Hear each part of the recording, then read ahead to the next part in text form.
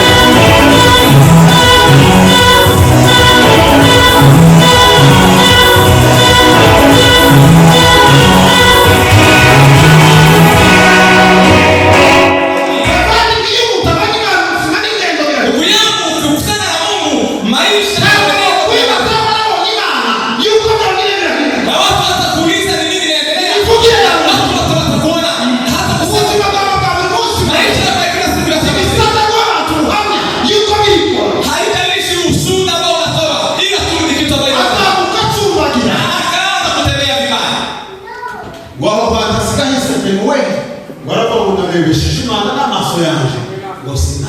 Nafasi hiyo akaita Penueli kwa sababu nimeonyesha Mungu, nimeona Mungu na macho yangu na hata sikukufa. Amasunare buzabonekere zarugiza bwawe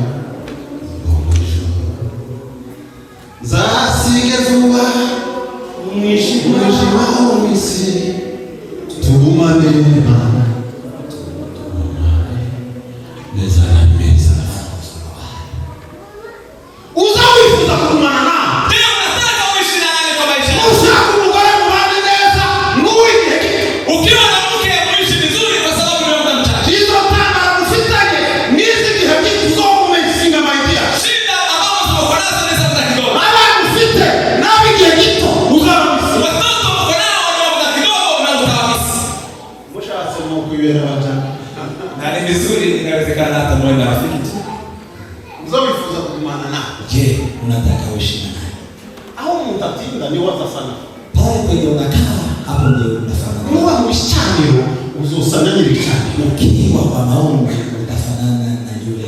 nuba kwirigana amagambo uzasana amagambo Ukiwa unapenda wewe ni mtu wa kutenda. nuba yitira mu faranga cyane uzosana Ukizama kwa pesa utafanana nazo na utazipata. ariko nubona Yesu utakagumana Lakini ukiambatana na Yesu unaishi na yeye. nayo faranga bazakwiki Hata wale wa pesa watakusikia. n'abafite imiryango bazakwiki Hata wale kuna familia kubwa. kubera ko Yesu Kwa sababu Yesu yuko. Yesaya yaramurimbitse Isaya kwa kipande hili nababwira ko guhera kuri 40 kugeza kuri 60 40 mpaka 60 bigera muri isezerano rishya ni inafananisha na agano jipya. kandi yazanye ubutumwa bw'ibyiringiro Na analeta injili ya matumaini n'umugisha hata baraka. niyo yatangiye kwera kuri 40 aravuga ngo mubwire abantu banjye iby'ubuhunzi bw'imitima Hapo ndiye alianza kutabiri sema kwamba mubwire abantu banjye iby'ubuhunzi bw'imitima moyo. hano abantu baje gushaka Yesu Hapa sababu ilituleta ni kumtafuta Yesu peke yake.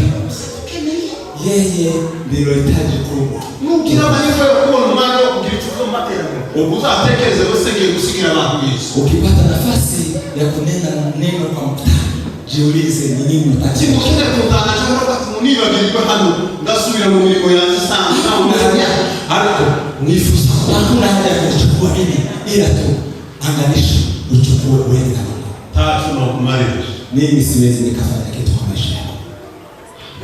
Haleluya. kuri icyo gice cya 40 atangira kwerekeza akavuga ngo mubwire abantu banje iby'ubuhunzi bw'imitima Kwa sura ya 40 akaanza kutabiri kuambia kwamba amini atangira kubivuga amagambo akomeye na ilikuwa ni maneno mazito.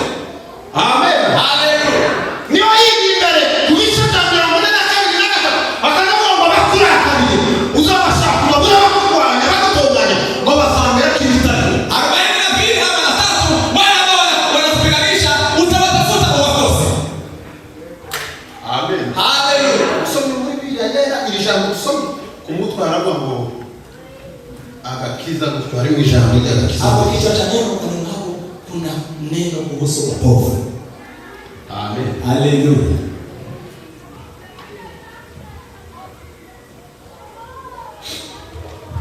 haravuga ngo mvuka urabatu Sema kwamba kumkiri na Mungu angaziwe kwa sababu nuru yako imekujia. Yesaya yazaye kwa Israeli yakubitise yajana mu bunyage yabaye kubera icyaha cyabo kandi natangaye kubera gukira kwa Israeli Kwa sababu na sami na wana wa Israeli Mose yateretse mu gutegeka kwa kabiri bagitaha bava muri Egiputa Musa alionyesha kwa kumbukumbu la Torati wakirudi wakiwa huko. bagendana n'ingano ya Israeli mu bice 28 Wa 28 wakitembea pamoja na wana wa Israeli. ababwira ibintu byo kugisha kuva kuri 1 kugeza kuri 18 Kuanzia sura ya kwanza mpaka 14 akawaambia kuhusu maisha. Isa 15 avuga ingene nibatitondera ayo mategeko ibyago bazaba 13 na 5 akawaambia kwamba kama hawanyenyekea na utii Mungu watapatana na ziki. amen Haleluya. Mose arababwira ngo muzashaka inyako Musa akamwambia kama mtaenda matendo. Mose yageze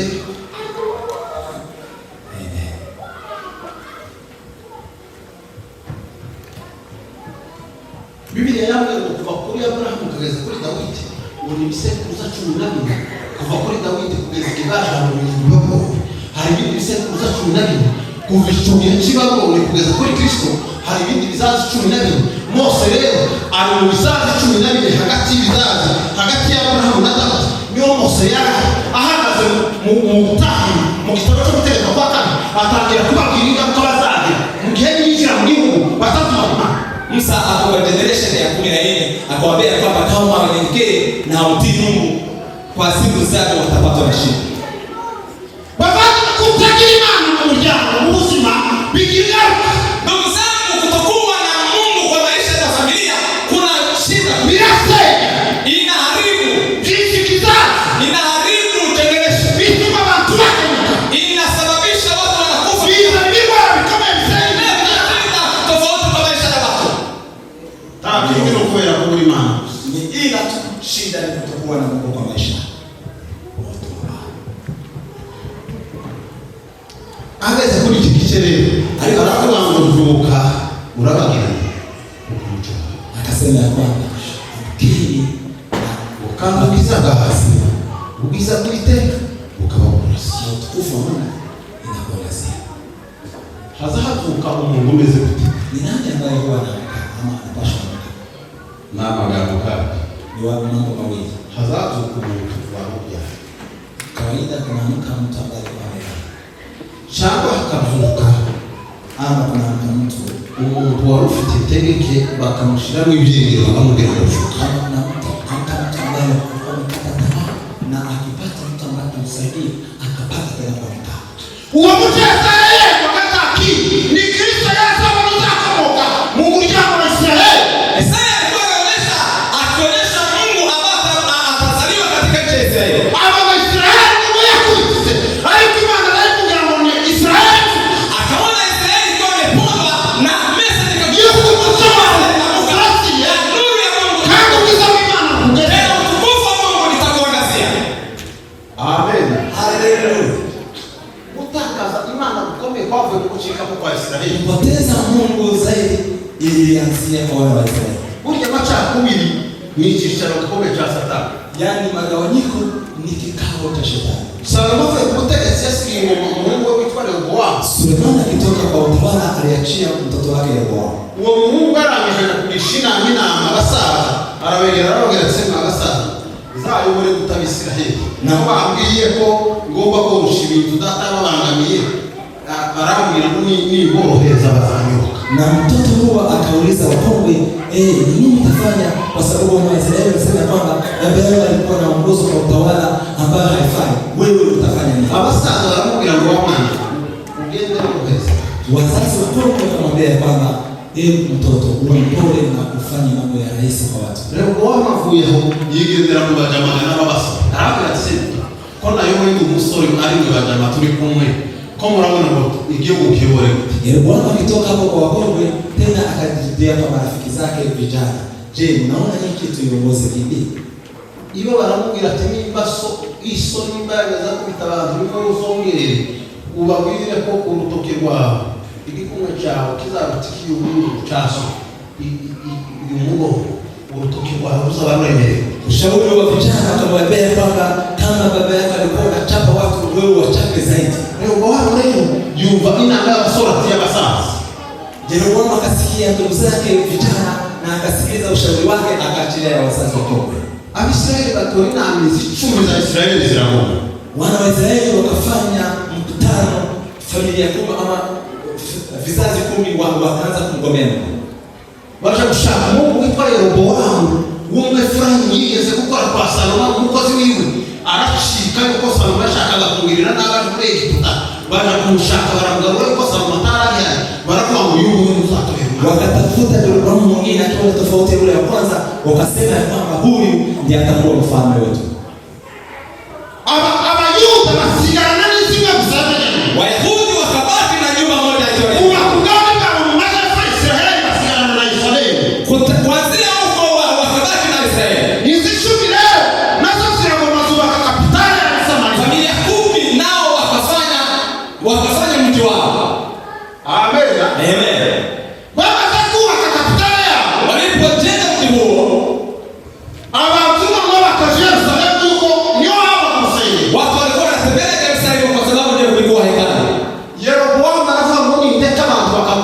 gusenga mu gihugu cya Rehobowamu bazabahindura mayindi, bazahubuka. Yeroboamu akasema kwamba nikiwaachilia waende kuomba kwa nchi ya Rehobowamu, watu watabadilika ama watakuwa na maana. Hicho ndio yataje kwenye Biblia mama.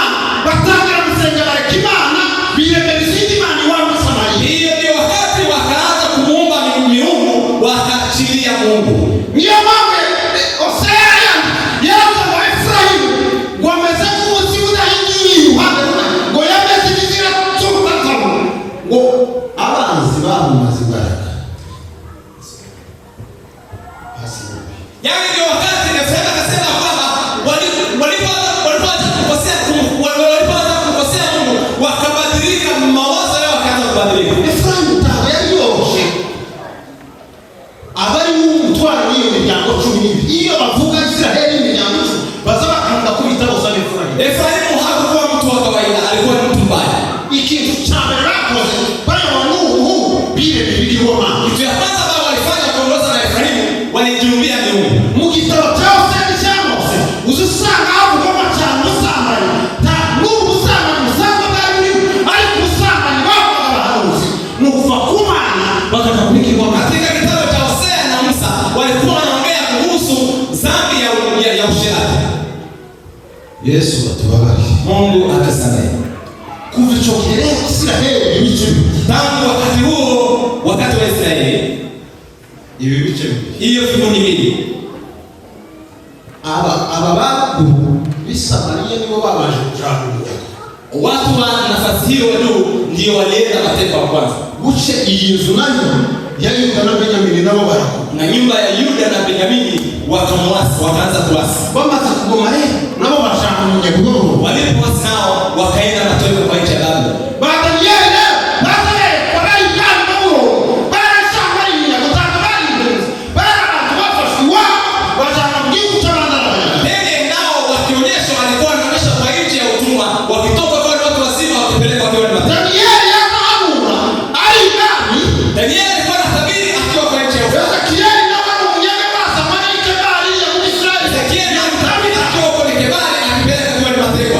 Yeye Danieli basa hafinya wakati chena ni shule. Alienda na akadhani ni mbuzi, unakadhani ni mtaka. Alienda na akifika huko, mmoja alikuwa anatabiri akiwa huko Ushago, mwingine akatabiri akiwa kijijini ama tao. Kama wao sababu ni mahali. Na watu hao wote walikufia kwa nchi zingine. Ihe bakoze Imani zibatatanye ikabarangiza mbaya. Watu wakifanya dhambi, Mungu anawatatanisha wakiwa kwa nchi tofauti. Ni ngibiri ni kisubizo kwa kuri bibi. Ariko kandi harimo n'amarira. Utekereze ingene umuryango wa sogokuru wawe mwatandukanye utazongera kugira amahirwe yo kubana ngo muzoza mu bantu cyane.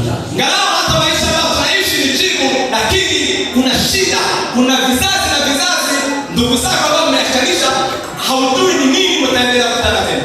Bengine na roho mfumutwa ukasanga leo wengine mwaburi hano.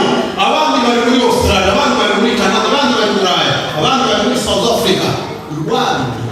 Hebu chunguza vizuri ndugu zako wako Ulaya, wako Australia, wako mwingine. Hebu jiulize wewe ni nani baba? Ni watu sana hata. Je, wewe ni wako Ulaya?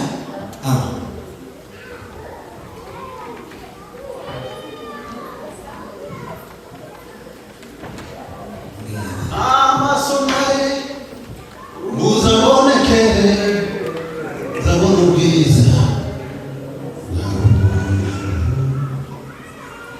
zasiga vuba umwijima w'isi tugumane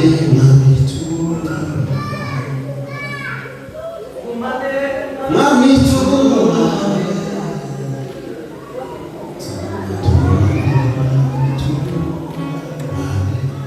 Muze kutuba tutaramye mukani ari gufite chache twaje gutaramye wangu Sasa kwa leo hii taramo ingekuwa ni kalingi huko. Ako wewe muratekereza ingene abasaza bakitwara zakoze umurimo w'Imana n'abatware bako mu bihugu by'abandi bagashingurwa inyumva zaba tutazasura mukindi k'Imana nitwarwiye. Je, haujasikishwa na wazazi ambao ni wazazi wetu ambao mtumikia Mungu wakakufia kwa njia tofauti. Je, unajiuliza vipi mili yao tutachukua? Muzao kategemea ibada ndogo. Ya imani ngoma. Babu ya makuru na ngira vitu mtabaso kwa kuuza. Tani kama tu. Neno ambalo limemzikisha Nehemia ni ya kwamba vizazi vya baba wake ambao walikuwa Yerusalemu ni imebadilika. Hadi ibada kusanga ya hizi. Kuya makuru ya unyele. Mwangu na wita ya zamu na wasa. Wabaye kutendeni. Alipofika mbele ya mfalme sura yake ikabadilika kwa sababu ya historia ama mama alifikiria kuhusu baba zake. Mfalme akamuuliza ni nini ambayo imeenda vibaya? Yesaya yeye kwa kabla wa mwetu wa munya. Imani ngoma mtikie. Baba ni mtumishi.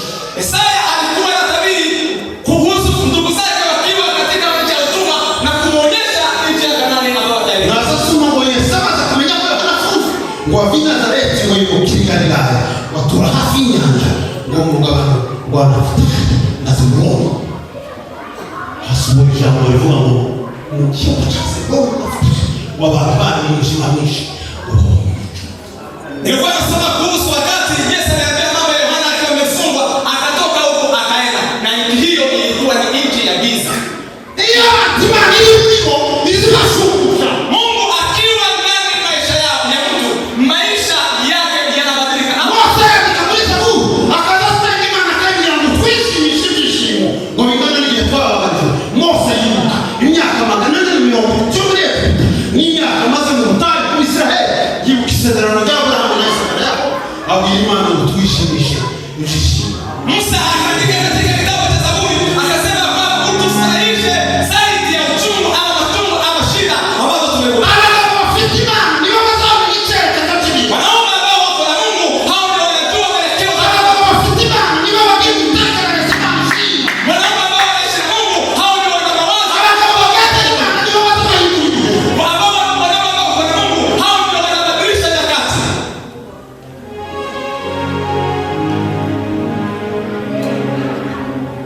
Masomare uzumolekele zavonumiliza zasikefuwa umeshimisha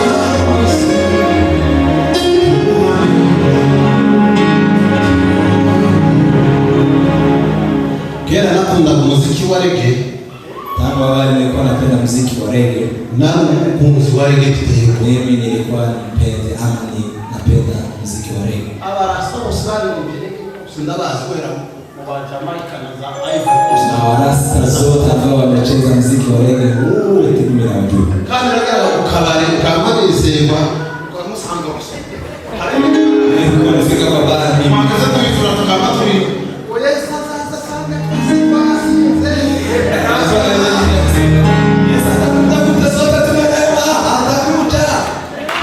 Musa tukachinya kati. Na tunatoka sana kwa nyimbo hiyo. Usimama muongeze kwa sana hapo. Maisha haya mtu alikuwa anasikia kama inatosha. Wewe na wachama Mkiwa na marafiki. wale unaoje na madamari madazamu ikianza. Hata nimeona mkiwa naye hawa. Zamu nake Sinarezi ko hano muryango mu bukwe bwose twazanezeza ningene zoja gufata umukobwa iwawe mu gitondo kazinduka iwawe n'imodoka mu muryango kuko turamwizeye tumugezuke. nirutegereje cyane. Oya niko nazo tekere nicyo kintu gikomeye naza girira ubwoba ingene ngende w'abandi bakabangura ati n'amateka yaje tumuhaye umwana agende nawe kanapita. Tangu wakati mbele ya watu kijana, neno ambalo nilikuwa naogopa alikuwa linanitisha kulingana na historia yangu. Ni siku ya kwenda kufunga harusi, kwenda kumchukua msichana kwao, na nilipewa na familia yangu kusema kwamba tunakuwa mimi. Nichukua njia za kumkoga kuona mgabo tabujanja. Familia yetu kulingana na maisha nilikuwa naishi, haikuwa rahisi mpaka. Hapo tulifuata minene. Yuko ndani twazira hiyo tutaki. Kwa sababu hili si jambo rahisi kwa sababu tumefanya mambo tofauti. Sinajua kitu kingi sana hizi. Mimi sikutumia bangi ili nililima bangi. Nisitangaza. Pesa ni boga. Hiyo ndio ilikuwa ni maisha yangu.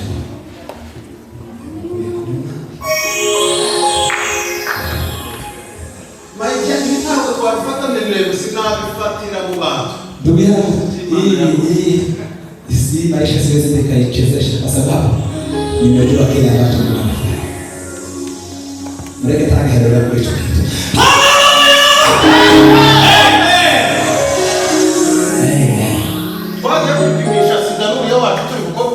Siku ambayo ni karibu tulifanya harusi.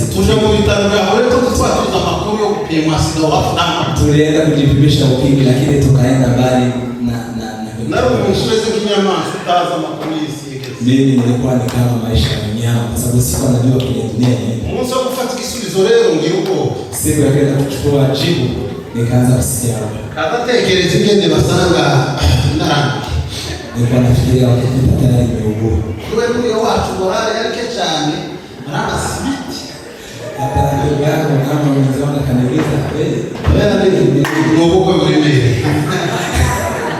hata nikasema kwamba yuko naona ngibibile soto oseda sitasa muombe kwa pole harusi ilikuwa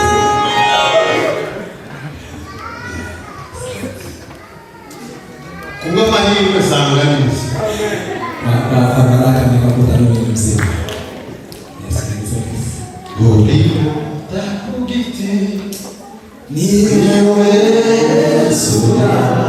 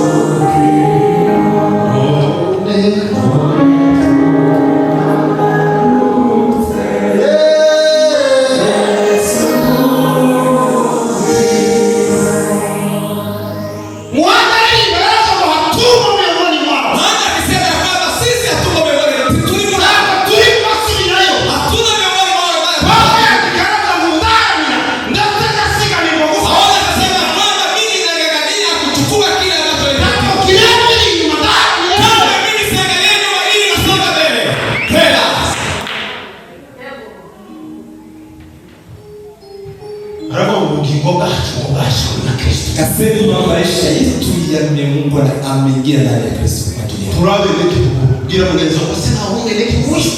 Muuliza ndugu yako wewe ni mrithi wa nchi ya mbinguni. Petro ya travendo. Petro ya kijana kwa kombi. Kombi. Arabu kile kwa shaka kuja kwa nesi. Ngoni wapatu ngingoma wa Kristo. Akaambia kwamba wale wanataka kufanya vizuri wachukue maisha yao wayapee muumbaji wao. Ni mabara wa na ili waende kwa kazi ikiwa maisha yao yanawekwa mbinguni. Chama mtu imani rasmi Mungu kuwa vizuri ili nuru ya Mungu ikuwa. Chama mtu imani rasmi Mungu kwa Mungu. Ingekuwa vizuri siku ya leo nuru ya Mungu ikuwa. Chama mtu imani kula bidii Mungu kiwako kizo baya. Heri Mungu akutoa kwa dini na uangasiwe na nuru ya Mungu. Sasa tunaanza nasema mama mzazi mama fuka sose. Mzazi mmoja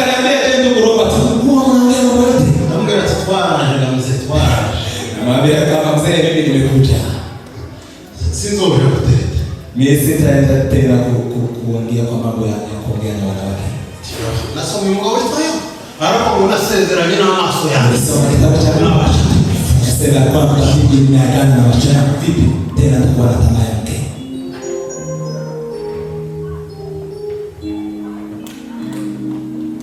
Hiyo yesabezi Mungu timazaka amorali. Yesu anashifika kwa moyo wa mtu huwa anamaliza tamaa yote. Umasigara kuifuza kwa Yesu. Huwa unakuwa tuna lengo la kuishi Yesu. Ugiza kuongo unengo ugiza ni yaspi. Uzeku nutwe ni atakayana.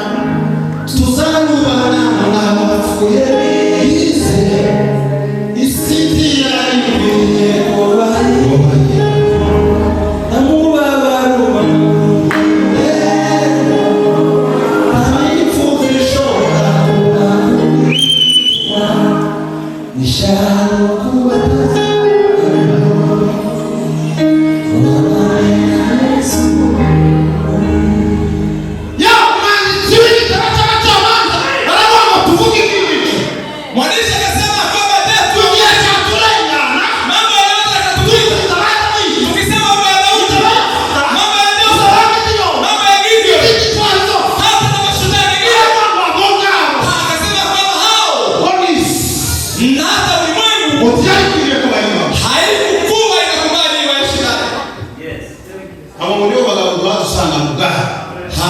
wale ndio tunakuta kwa ulimwengu. Kiza kieleza sana kwa hana mahungu mwe kikinyesha. Na wao wasichana na wagalie kuteleza. Kitu ambacho ni fresh ni kwamba vijana wa generation hii watakaa pamoja na Danieli. Nuzo za wiganira. Wazo wao konde ganira. Alikuwa na banda kifukuza. Jilini lakini tu ya kwamba bado kuna watu ambao wana imani. Yesu anazishana kwa mimi. Sababu wanasoma na mtu akaruka. Sasa kazi kukimbiza. Yesu akauliza akasema kwamba je, mwanadamu akirudi atakuta imani bado ingali kwa dunia? Kwa tusana wao ni fumbi. Alikutukikia kwa hivyo. Je, mbona ni kama tumejibiwa kwa mambo mengi lakini tumeenda mbali na Roho Mtakatifu? Kwa tusana wao ni mafana ndio kwa tusana wafuti sana. Je, mbona ni kama tumepata pesa lakini bado inaonekana? Kwa tusana wao ni namba, alikutuka sana baada chende. Inaonekana kama tumepata mavazi lakini bado baridi ndani. Kwa tusana wao ni masu, alikutuka sana wala hanzi. Lakini inaonekana kama tumepata nyumba lakini inaonekana tena kama tunaishi nje. Usiku kwa kutaka imana na kutaka ngo mundaza bakiya ngani kwasa akamagenda ngwafitiriza urubibi ngwafitiriza ngo na matanga umutwe urahenga akabumanzi wiyo akazaye ayigeza mo yiyaza maisha ya mtabahara ndani ya Kristo. Huo maisha yake yanabadilisha, anaangalia umbo wake, anaangalia miguu yake, anaangalia kichwa chake, ni kama anajikana naona yeye hafai. I am proud to be Mimi najihisi tu mimi. Abasi mwaza mafro ulimu wakamwa haya nzima. Mapenzi kwa watu kwa sababu mapenzi yanachanganyikisha mtu, anakuambia kwamba watu wote wanapendana. Washa watu kama ndani kisuzuguriro kwa watu wote kwa suzuguriro kandi bahari ninga kwa kwa. Huwa mawazo yanakuambia kwamba ukienda kuingia kwa watu, mawazo yanaanza kuambia kwamba watu wote wanatuchua. Je, nani kama anakuambia kama unachomte kibrasi ndio usileta ukaza mwanani uguri Yesu. Nuru ya Mungu ikikuangazia, unajihisi kuwa wewe mwenyewe ni Kristo. Je, ingefanyika wapi mwenye uleji? Ashungano wapze ya kanisa mchitokeza kuingia kwa Yesu. Wazazi wako pia nakumbuka kwa Burundi. Mungu ishagitara chijuru muri angamwe mugagazi. Twageze tuzaba igiti cy'inyuma twageze tushitana mu Yesu. Kirimi kanisa inyuma ni yoni mwirigana. Mukaza mukukira ibirinde. Kandi mwibere. Yeye anakumbuka ni maisha wakati mtume alikuwa anaongoza ibada huko. Yeye wakikuja kukaa kwa kiti wanaanza kuingia kwa mambo mengine tofauti na ibada. Kwa mwenye mwisho tiaraza kutoa kuzabiriza mtu ambaye anaona nyakati hizi hakuwa anajua kama leo takulia. Mungu hana kwa kusuzugura azakugira Mungu. Kila zao mzarao kwa karibu wewe siku moja atakuwa maana. Mungu mtumaini atakwenda kujana na mali. Paulo siku moja alikataa kutembea. Kwa hiyo kwa nini mali? Wengine walipomwacha akatuma ujumbe kusema kwamba mtumie kwa sababu siku ya leo ni mtu wa maana kwa Mungu. Tunakirinde tunuka mute. Musamwera mutima mugwaneza. Mushaku kama mugana yuko mkindi ashobora kuzabitwa zabana. Mtu akiwa na udhaifu fulani kwa wakati huo mchukue vizuri kwa sababu siku ya kesho atakuwa ni mtu wa maana kwa shida. Kanisa litakiwa kuongoza kwa angaza. Kanisa ambalo halina upendo linaachilia watu wanaenda. Watu tukasanga mtu ngo yakoze cyaba kama gutenga bakamushikiriza ngo satani na bakugendereza cyangwa cyagihakanye abashumba bakora inama ngo mushikirize satani. Yesu yasize no kuchenda nishenda na kuzamini wewe ufiture imaze kuweza satani. Makanisa tofauti mtu akifanya dhambi wanamwambia kwamba hebu teni aende kwa shetani, na Yesu aliacha 10 ama lakini sasa tukizamini akatumia akachukua moja. Kwa kujiambata kulewanya Sababu Mungu aliacha mambo mbinguni ni ili aje aone wenyewe. Israeli sana na makora shirikao na mapana. Alipokaa Shaka za mingi shomo ndio mingi shawa. na mitume akamwambia kwamba ona mtu wenu ni Doa sana. ona wale ambao wanachangia chakula. Yesu wamenito habibira. Yesu akajua yale ambao wanafikiria. Ababwira ijambo rikomeye arababwira ngo abazinasi bakeneye umuvuzi. Akawaambia kwamba watu wazima sio wanatafuta daktari. Isipokuwa wale ambao Mwenzi wangu Yesu yaje na kubapagana. hapa ambia ndugu yako ya kwamba Yesu alikuja kwa Hiyo business ya Mungu. hiyo ndio business ni mlete. Mfano hali ubuzima bwawe baba runegesa hato mu mayira tiwari. Ndugu yangu, inawezekana umeweka maisha kwa njia mbili, hapo kuja na hapo acha. ndicho kinachofuatia nyayo. Siku ya leo ndio siku ya kuchukua decision ya kuingia. Sio wache ukome kukusha nao wache mbindi. Sisi kama tunapitia mambo magumu zaidi yako na wewe umepitia. Chango sasa hivi hapo chango kidogo. Hapa kuna yale ambayo unapitia leo magumu. Imani tazisha. Mungu si Mungu. Imani tazisha. Mungu si Mungu. Isaya 60:6 Isaya 61. Yesu nicho cyanditswe yasomera mu mwuka w'Uwiteka kwici. Hapo ndio neno nasema kwamba Roho Mtakatifu yuko juu yangu. Aragenda 60:6 tukifika kwa 66. Avuga ko ijambo rikomeye Imana iramubwira ngo ijuru n'intebe yaje. Akasema neno zuri akisema kwamba mbingu ni kiti chake. Isi nayo ngo n'intebe y'ibirenge. Na dunia ni kiti. Umwana w'umuntu yanubakira nzuki. Na mwanadamu anaweza kanijengea nyumba hivi. Ngakunda kuba umutima w'ubukene. Mimi huwa napenda kuishi pamoja nayo mtukufu ambao nataka kuishi naye. Yesu awabariki. Mungu awabariki. Utaha Ukirudi nyumbani ugende wibaza muse unadanganya. Ujiulize mpaka je, mimi naelekea wapi? Ubuzima bwanjye buradanganya. Maisha yangu yanaelekea wapi? Nimba wifuza ko dusenga na hasi dusenga n'ibintu. Ukiwa unapenda sasa tuombe, tusaidia. Nimba wifuza ko dusenga n'isengesho tubwire Imana ngo ukipendelea tuombe umuco wawe wake ubuzima bwacu. Ili tuombe Mungu nuru yako iangazie. Umuco wawe wake ubuzima bwacu. Nuru yako iangazie maisha yetu. Umuco wawe wake ubuzima bwacu. Nuru yako angazia maisha yetu. Imana irakunda kuruta wiwe. Mungu anakupenda zaidi jinsi unavyopenda. Kubera ko tiwire Imana niyo yakorewe kumugamba. Sababu haukujiumba ila Mungu alikupa baraka. Kandi Imana itegura yuko yabana nawe.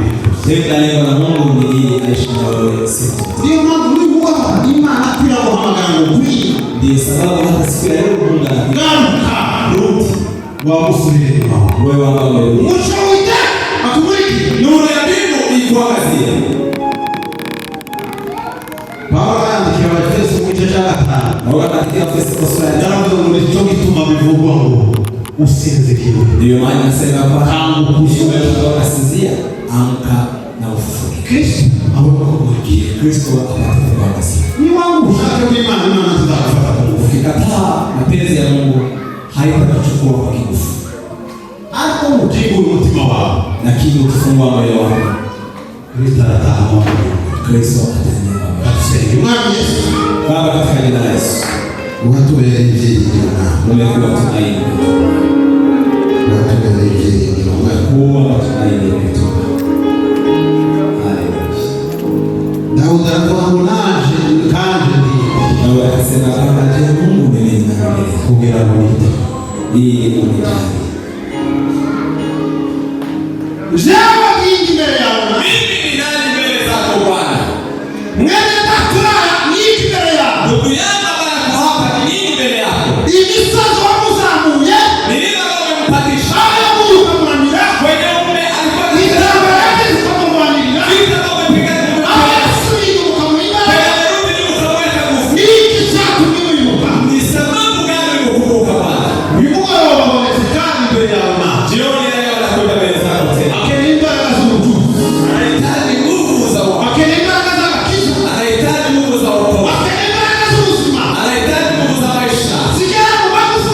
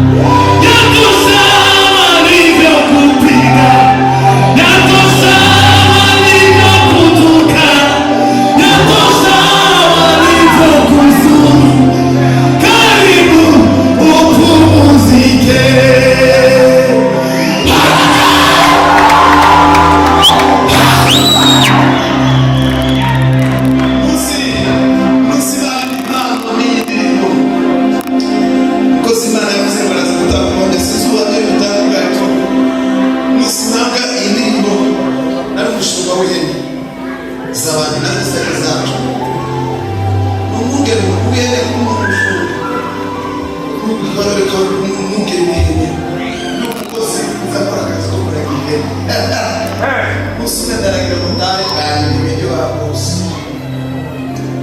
undi munsi baragiye uronda ndarapo ndajya musujya kuratsa ndarapo cyane n'umuntu yaje ile aruto nawe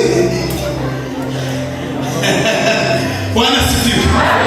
Naona mbingu zimefunguka na Yesu yuko akinitazama kwa macho yangu tachukua kitambaa atanifuta machozi akisema pole mwana Yesu utanikumbatia. Na uiye mwana nikitaka na kuita mkivuga niwaza nafasi wanaita hapo wanasema ni ubidura mateka uwamusuma kaunami ana kimwe kimunamira kibiye niwe wimura twale akimikabani mugihete ana kimwe kimunamira kibiye biura mubayiguma akabanishana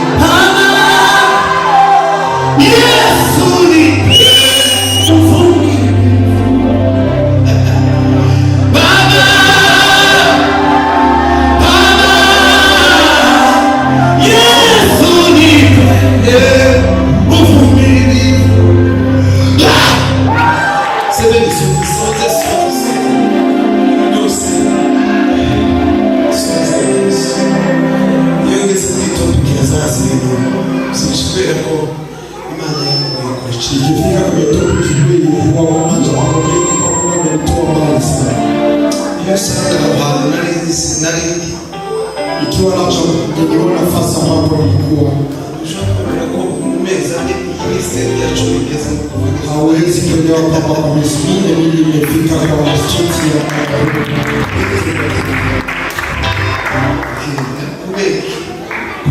kwa nini kila sababu ambia rafiki yako kwamba unataka Kristo. Mungu kile kitendo chake kwa nataka kuweza kusikia injili na kipande kile kitendo chake. Kwia umusamariyakazi yahize umushitsi ubwo yahuraga n'umuyuda muganiriza neza kandi ibintu bidasanzwe umuyuda kuvugana n'umusamari neza bamuhaga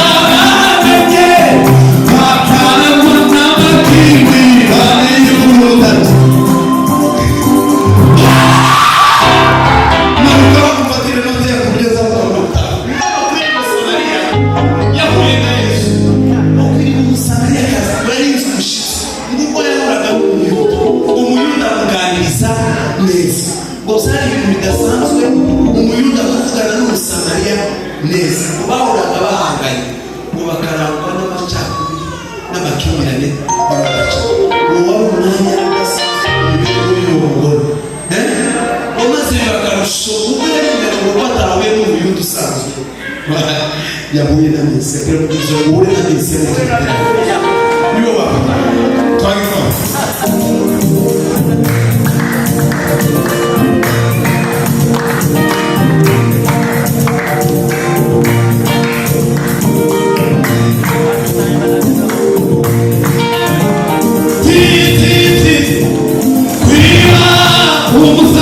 umusamariyakazi yahize umushitsi ubwo yahuraga n'umuyuda muganiriza neza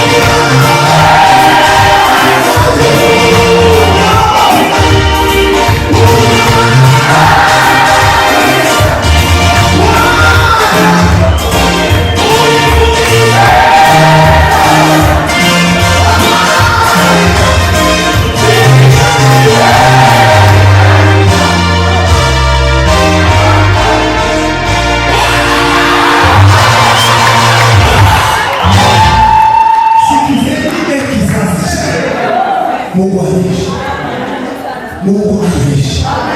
Kwanza tunaanza kuvitoka kia